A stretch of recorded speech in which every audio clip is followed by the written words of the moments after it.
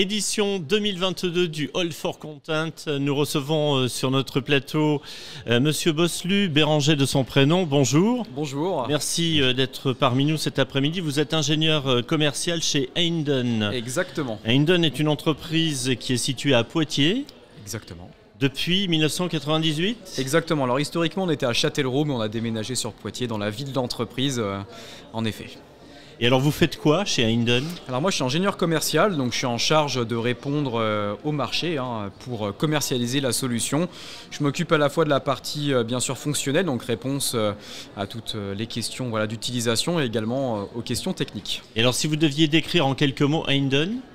Alors Heinden, c'est une structure, c'est une PME qui développe et commercialise la solution donc ePhotoDAM. Dont on va parler. Exactement, qui représente aujourd'hui près de 350 clients répartis principalement sur la France, la Suisse et la Belgique. Voilà, rapidement. Donc vous êtes très francophone. Très francophone, made in France, complètement. Et vous avez visiblement un portefeuille client qui est assez important avec des grands comptes. Complètement, on a des grands comptes comme par exemple France Télévisions, RTE, EDF qui sont clients chez nous. On a également des institutionnels comme le ministère de l'Agriculture qui est client chez nous par exemple. On a aussi des ETI, des sociétés qui sont plus petites, le logiciel s'adaptant facilement à tout type de besoin. On parlait il y a quelques instants de ce portefeuille client. Il est assez grand et assez justifié parce que notamment vous êtes capable d'être dans la gestion et dans la diffusion, mais de quel contenu exactement ? Alors nous on va vraiment être concentré sur, donc justement comme vous disiez, la centralisation de contenu. C'est vraiment de l'image, de la vidéo, des fichiers audio et pourquoi pas aussi quelques documents bureautiques comme des PDF, des Word ou autres. Donc l'idée de la solution c'est vraiment donc de centraliser ces données médias à un endroit pour qu'on puisse à la fois la consommer en interne, voilà, les partenaires ou autres puissent venir la chercher, mais également à l'externe pour la diffuser, pourquoi pas sur les réseaux sociaux, auprès de services presse ou autres. Vous faites du stockage en fait. On fait du stockage, exactement, on fait du stockage. Alors ça peut être soit un stockage qui est fait par nos soins, donc avec notre infrastructure, soit un stockage qui est fait chez notre client sur son infrastructure, mais avec le ePhoto qui est installé sur une machine chez lui. Et l'idée c'est que le client puisse retrouver quand il le souhaite un élément, une photo. C'est exactement ça. De la manière la plus intuitive, la plus simple, la plus facile possible. Exactement. Suite à l'indexation d'un média, donc la personne aura mis des mots-clés, des champs descriptifs, différentes informations pour décrire en fait le média. L'utilisateur lui va se connecter à l'interface. Il va passer par différentes fonctions de recherche. Vous avez la recherche plein texte, qui est celle que l'on connaît tous avec les suggestions de termes qui apparaîtront.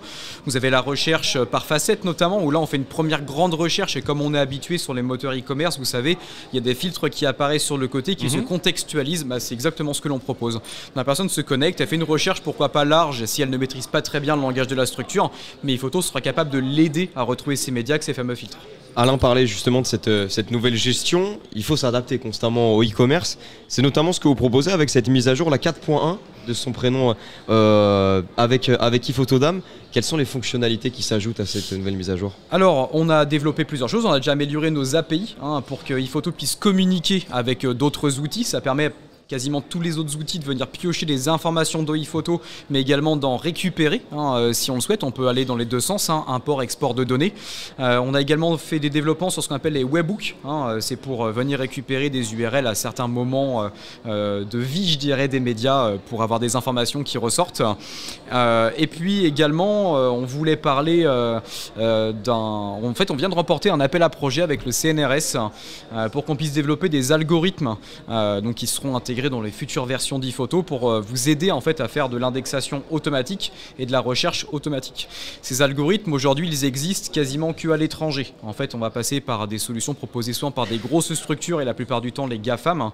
Et nous avec cet appel à projet donc financé par l'ANR, l'Agence nationale de recherche, on va développer nos propres algorithmes sur 4 ans pour que la solution soit française. Made in France dans l'indexation. Exactement, et surtout les algorithmes n'auront pas de fuite de données. Voilà, avec du contenu qui reste exclusif pour le client, qui reste vraiment personnalisé. Complètement, et surtout qui apprendra de sa propre indexation. Tous les clients ont des fonds différents, des produits différents avec des noms différents. L'idée, c'est qu'en fonction de l'indexation qu'il fera de tel ou tel produit, c'est que normalement l'algorithme puisse reconnaître son produit à lui et dise tiens, c'est ce terme qu'il faut ajouter, quoi. Sur le salon, vous avez une innovation particulière à présenter pour cette édition 2022. Je crois savoir que c'est la première fois que vous êtes donc sur le salon All for Content. Complètement, alors c'est bien la première fois, donc on est déjà très content de cette première matinée. Et oui, en effet, on va parler justement de ce laboratoire commun que l'on fait avec le CNRS pour justement parler de ce que l'on attend de l'algorithmie, donc de l'indexation automatique à notre échelle en tout cas. Mais oui, c'est ce que l'on va présenter.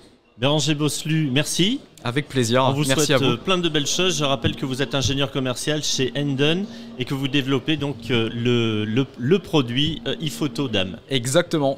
Merci Merci beaucoup. Au plaisir. Bonne journée. Au revoir.